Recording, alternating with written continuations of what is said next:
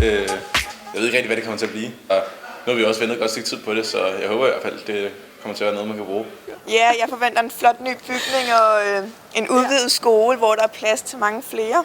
Altså, det er altid fedt, når der kommer nye bygninger, fordi det hele er nyt og fresh og ser godt ud og sådan ting. Jeg ved ikke rigtig, hvad der kommer til at være i bygningen. Måske nogle flere klasselokaler. Sådan. Ellers ved jeg ikke rigtigt. Ja, det samme som ham, eller et sted at være og lave sine opgaver og lektier, og hvor man kan være sammen med vennerne og hygge. Altså jeg ved ikke, hvad specifikt der skal være ved gården, men alt hvad jeg ved, det er sådan, at der kommer træningslokale og så nogle flere rum til at have undervisning.